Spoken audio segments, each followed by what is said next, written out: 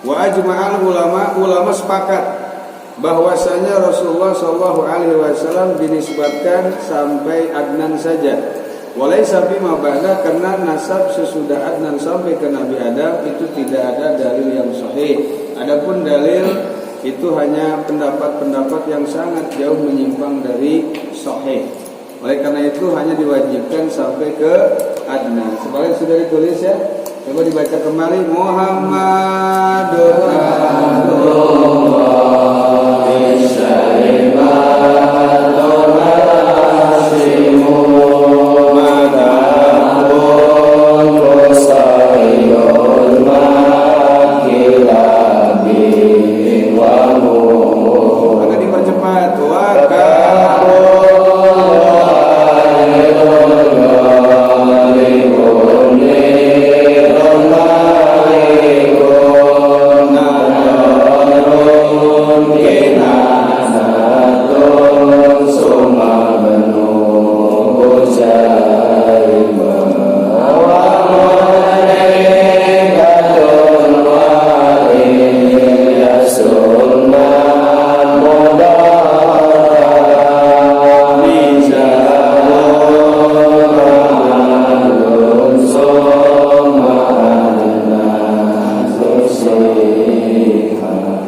wajib tuh, nggak bisa dosa karena wajib ini hukumnya wajib. Jangan kau bapaknya Ronaldo, bapaknya Messi kau hafal, bapaknya baginda Rasulullah harus apa?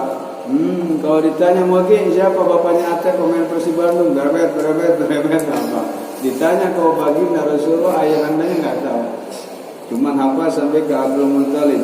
Man Saibatul Hamdi humidat bisaluhu saniyah. Disebut Saibatul Hamdi karena ketika lahirnya Said Abdul Muttalib itu sudah ada uban satu, dan ubannya itu memancar cahaya yang luar biasa, dan banyaklah sanjungan dari orang Mekah menyanjung Abdul Muttalib. Bayinya hebat, lahir sudah bercahaya, maka sanjungan itu dinamakan Saibatul Hamdi, satu uban yang menimbulkan pujian. Saibatul Hamdi humidat bisaluhus saniyah. Luar biasa hal-hal yang dimiliki oleh Abdul Muttalib. Untuk lebih panjang kalian bisa cek nanti di Nurul Dolam.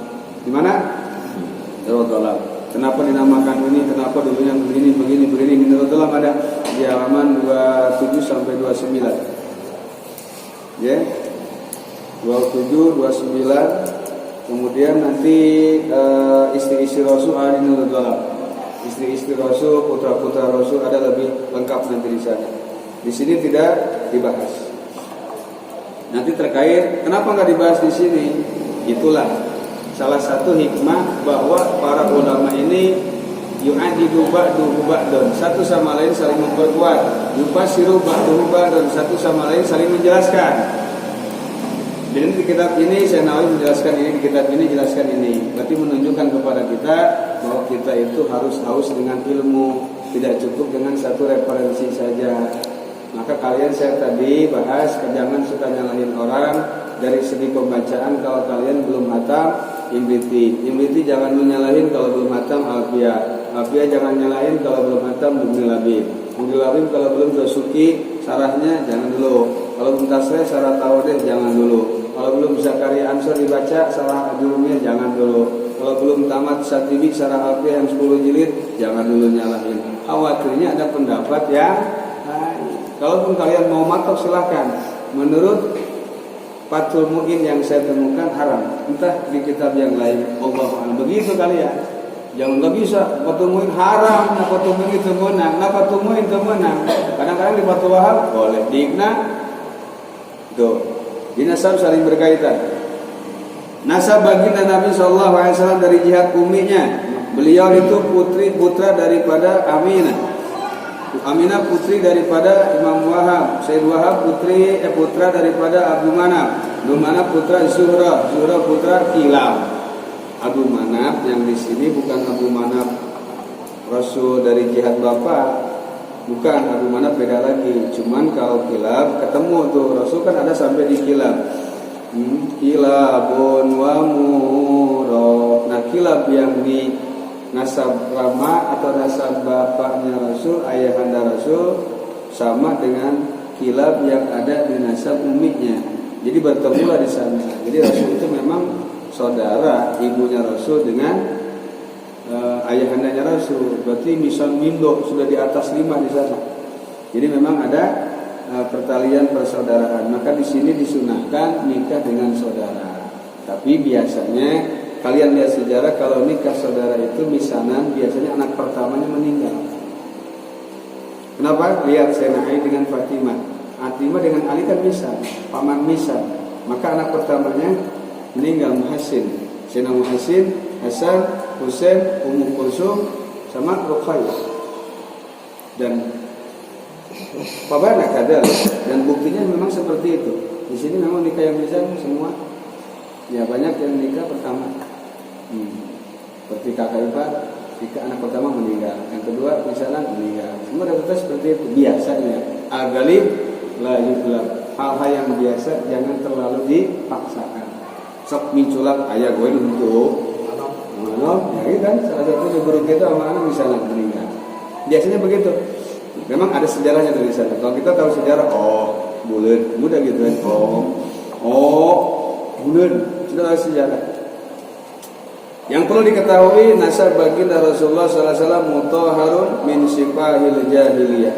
Boleh ditulis jahiliyah, ditulis di atasnya angka 1, kasih taklek atau catatan kaki. Undur Fathus Somad, lihat kitab Fathus Somad. Kemudian diperlebar di kitab Rizal.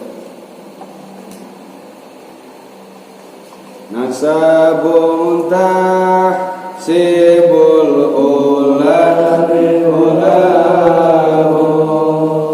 qala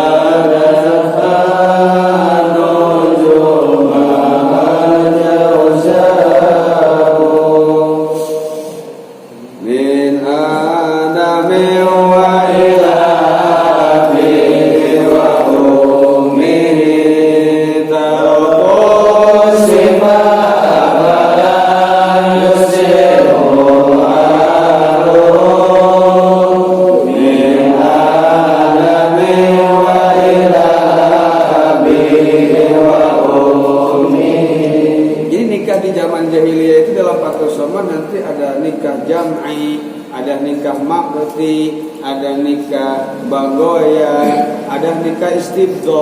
Nikah bagoya itu lakinya 10, perempuannya 1. Oh, nusuk sebut Salome.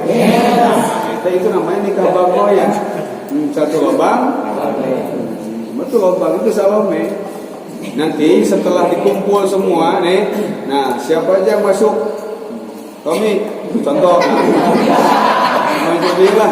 Contoh. Akhir ketawa gue juga ikut. Fitra mau otot aing dulu. Jadi aing pangobana. Semua ngikut 10 orang catat. Nah, kalau sudah ajabat kemudian perempuan tersebut dalam artian kaget di sini hamil. Hamil nanti yang 10 yang pernah nyimpen saham dipanggil. John. Gil. Tom. Nah, nanti anaknya lahir dipanggil. Ini anaknya mirip kemana? Nah, nanti kalau yang mirip mukanya ke orang tersebut, wayahe harus menikahi perempuan tersebut. Mirip Jody misalnya nih. Saya cuma semalam saja nggak apa-apa, kan ada cinta semalam. Ada cinta satu malam itu ya. Cinta satu, saya cuma 1 sendok saja spermanya, nggak masalah. Walaupun kalian 1 cerot, tapi anaknya. Contoh. Ada bukan Jelina. Contoh, ini cinta satu malam, jadilah nikah bagoya. Jadi memang di luar standar idealis daripada hukum syariat agama. Nah, Rasulullah tidak pernah menjumpai seperti itu. Maka oleh Sayyidina Nawawi dikatakan la yusafu bi thahira ilal mu'min. Tidak mungkin seseorang dikatakan suci bersih terkecuali orang itu beriman. Jadi yang jelas kedua orang tua Rasul selamat, tidak seperti tetangga sebelah ngomong kedua orang tua Rasul celaka. Nauzubillah min. Nanti kita bahas. Ya, itu salah. Ada nikah makti, ada nikah jam. Makti itu nikahnya anak paling besar, boleh nikah sama ibunya. Naudzubillah. Ada nikah istibdo. Nikah istibdo itu nanti istri pribadinya, ya, ketika sedang haid diliarkan. Silakan. Siapa yang mau dengan istri saya? Setelah haid dijaga, ketika memang dia haid kembali, maka tidak jadi dinikahi dengan laki-laki tersebut, maka kembali jadi istri. Itulah nikah bago ya, kapan saja. Nah sekarang diikutin oleh aliran-aliran yang bernamakan Syiah. Cinta atau suka sama suka itu boleh nikah. Suka sama suka boleh, atau disebutnya kawin kontrak. Kawin cuma kontrak 2 minggu saja atau 2 bulan saja. Makanya kalian nanti kalau ada nasib, ada nenek-nenek kaya punya material, pengen beli peribin buat ke Mekah, nggak usah neken kontrak. Assalamualaikum, salam, Kang Jody. Oh nih, ya sudah lah. Ada apa nek? Begini, besok saya mau umroh. Lantas, saya kan nggak punya muhrim nih. Bagaimana kalau Kang Jody nemenin saya, tapi nikahin dulu saya? Ogah gua. Tapi gua sekali malam aja udah mati. Minum susu kadaluarsa. Ya sudah, nah, jadi ngomongnya contoh alahat ini ilmu nih.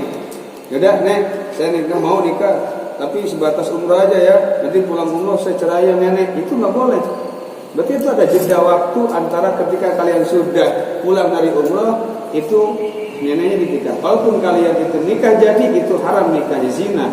Karena namanya kawin kontrak, kawin dengan batasan waktu. Ya udah nggak usah ngomong apa-apa.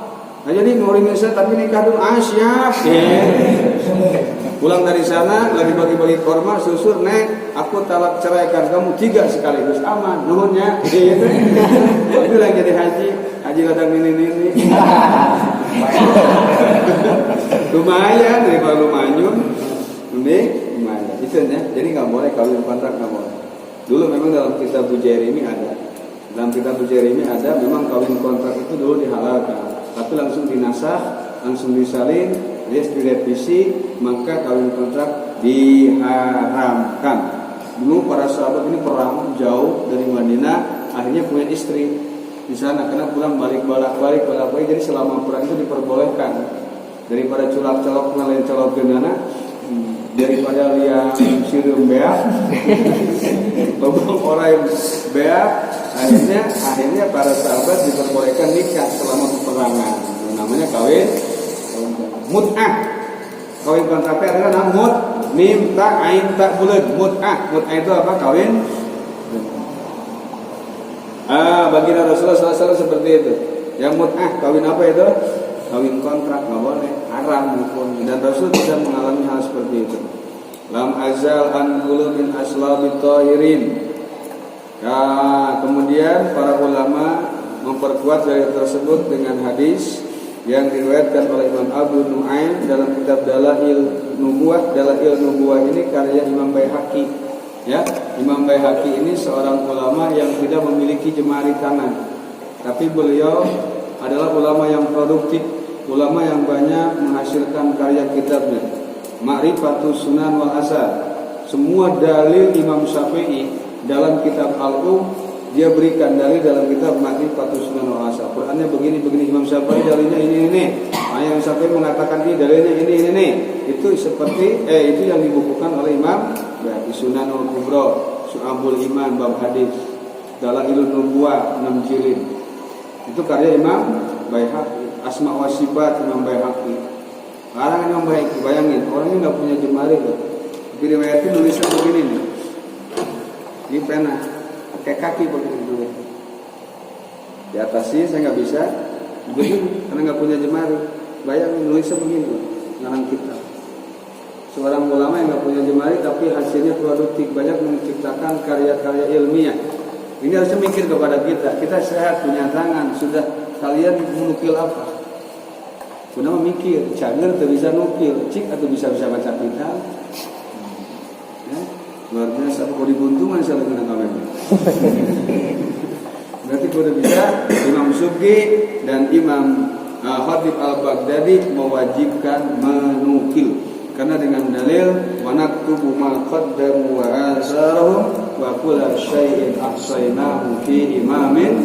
Asar itu adalah bekas-bekas al-makabian yang akan terus mengalir ke alam kubur. Dalam kitab apa itu? Dalam kitab Qimatuz Zaman Indal Ulama, Syekh Abu Fatah Abu Ghuddah, ya, sangat pentingnya waktu bagi para ulama. Begitu berharganya waktu bagi para ulama. Namanya qimatul zaman indah. Ada sopahat disabil ulama, kesabaran ulama dalam mencari ilmu. Banyak. Jadi yang jelas Rasulullah SAW tidak pernah mengalami nikah zin atau nikah-nikah jahiliyah. Tulis jahiliyah ini maknanya bukan bodoh. Orang-orangnya bodoh bukan. Bodoh itu tertutup keimanan. Jahil ini maksudnya adalah satrul iman. Imannya tertutup. Kata siapa orang jahiliyah bodoh? Pinter orang jahiliyah. Kalian tahu nggak yang namanya Kehet Abu Jahal? Nah, itu bukan orang bodoh. Oh, kalau sekarang lulusan Regina Pacis itu. Lulusan orang pinter. Gelarnya aja Abu Hakam, penasehat raja. Kalau orang penasehat kira-kira belokan atau pinter? Nah, makanya kalian keliru ketika mengartikan jahiliyah itu zaman kebodohan. Bukan zaman kebodohan, zaman tertutup iman. Zaman tertutup kebodohan. Jahiliyah itu gimana? Gelap dari keimanan. Bahasanya kapoekan. Lain liang tai kapoekan mana? Liang tai kapoekan beda deh urusan. Contoh, di kita ada yang maling ayam. Ketahuan sama PLT. Siapa maling? PLT hampura abi kapoekan. Anak bisa lapar di kamar itu dah, akhirnya abi nyolong. Nah, itu kapoekan. Karena memang imannya tertutup. Apakah orang itu bodoh? Tidak. Karena gespoek imannya terkalahkan dengan setan. Jadi mana jahiliyah itu apa? Tertutup keimanan. Makanya kafaro itu kan kafar. Makanya bahasa Indonesia kafir. Kafir itu menutupi. Kafaro itu berarti tertutup imannya dengan musyrik. Makanya kafaro diambil sama bahasa Inggris kafir. Kafir itu adalah penutup jilid. Namanya kafir. Banyak bahasa Inggris juga ngambil dari bahasa Arab. Karena memang asal bahasa itu bahasa. Dalam kita berhubung bayan, Nabi Adam alaihissalam sebelum makan buah khuldi itu hafal 1000 bahasa. Walamma akala syajarah sulibah jami'ul lughat. Ketika Nabi Adam makan buah khuldi, maka hilanglah diambil semua bahasa ilal arabiyah, kecuali yang ingat cuma satu bahasa Arab. Falamma astafallahu Adam bin nubuwah. Ketika Allah angkat jadi nabi. Nah, berarti dari versi Imam Hakim An-Nazili dalam Tafsirul Bayan, Nabi Adam saat makan buah khuldi belum diangkat jadi nabi. Karena nabi nggak mungkin melakukan kesalahan, belum diangkat jadi nabi. Karena kalimatnya falamastafallahu nubuwah, falamastafallahu Adam bin nubuwah, raddahullah jami'al lughat. Saat Allah angkat Adam, Allah pilih Adam jadi nabi, maka Allah kembalikan semua bahasa. Tobat ke Allah. Minta paling loba dosa ke Allah loba Nabi Adam ini ingat 1000 bahasa dosa. Makanya Nabi melakukan dosa jawab versi Rabbul Bayan, Nabi Adam makan buah khuldi belum jadi nabi. Jadi nabinya setelah tahu. Tapi kalau ada versi yang mengatakan Nabi Adam sudah jadi nabi, jawab itu adalah manhiyan zahiran makmuran batinan. Zahirnya memang dilarang, tapi hatinya batinnya memang diperintahkan oleh Allah Subhanahu wa taala. Maka kata Imam Hasan Barsi, "Lau kuntu badala Adam la akatus syajarata kullaha." Seandainya aku ini menggantikan Adam saat itu, aku makan semua tuh buah khuldi. Karena hakikatnya ini adalah perintah dari Allah. Jadi jangan pernah kalian mengatakan Nabi Adam salah. Tapi khotok. Tapi nanti kesalahan ini diakui. Nanti di ending saat memberikan syafaat kepada umat, nafsi laisa yuhimmuni al-yaum illa nafsi. Ya, nafsi yaum illa qad ukhrijtu minal jannah bi khati'atin. Aku pernah dikeluarkan dari surga bi khati'atin karena kesalahan. Tapi yang saya perhatikan alangkah bijak kalimat yang dikeluarkan oleh Syekhuna. Selama saya mendengar ceramah dia tentang masalah Adam, belum pernah mengatakan salah atau dosa. Bahasanya begini, lamma tarofa Adam khati'ah. Saat Nabi Adam ngerasa khotok ke Allah, jadi nggak ditranslate bahasanya. Ketika Nabi Adam mengakui akan khotoknya kepada Allah, Napa Nabi Adam bermunajat kepada Rasulullah, ya Rabbi bihaqi Muhammadin antal firli. Hadis sahih riwayat Imam Muslim, dikutip oleh Imam Nawawi di Riyadhus Shalihin, dan kitab Sa'adatul Darain ada, Abdul Shalawat juga ada. Lama tarofa Adam al-khati'at qala ya Rabbi bihaqi Muhammad antal firli. Tuh kaifa Adam arafta isma Muhammadin, dari mana kau tahu nama Muhammad? Wa ini lam akhluqu, aku belum menciptakan Nabi Muhammad wahai Adam. Lamma araftu wa lamma khalaqtani biyadik wa nafakhta fiyya min ruhik rafa'tu ra'si wa nadartu qawa'imal arsy maktuban la ilaha illallah Muhammadur Rasulullah. Saat kau ciptakan aku ya Rabb, kau tiup ruh kekuasaanmu kepada diriku, maka geraklah semua jiwa ragaku. Wa nadartu ila qawaimil arsy, aku melihat tihan-tihan arsy tertulis la ilaha illallah Muhammadur Rasulullah. Innaka lam tudib ilaika illa annahu ahabbul khalqi ilaika. Tak semata-mata kau sandingkan, kau jajarkan nama Muhammad dengan namamu, terkecuali Muhammad adalah nama yang kau cintai, makhluk yang kau cintai. Allah menjawab, shadaqta ya Adam, benar kau Adam. Laula Muhammadun ma khalaqtuk, kalau enggak ada Nabi Adam, kalau enggak ada Nabi Muhammad, tak akan pernah kau kuciptakan. Bihaqi Muhammadin qad ghafartu lak, karena kau telah menyebut nama kekasihku, qad ghafartu lak ya Adam, bebas ya selain Adam, dihampura aku ampuni semua dosa. Ini dalil tawasul yang sahih. Imam Muslim yang meriwayatkan loh. Dalil tawasul nggak ada dari nabinya. Lu mah kagak ada mulu, kagak pernah klik lu mah. Ngajinya kita baris arba'in doang, baca Sahih Muslim. Ada situ riwayat Sahih Imam Muslim tentang tawasul. Ilahi tawassalna bijahi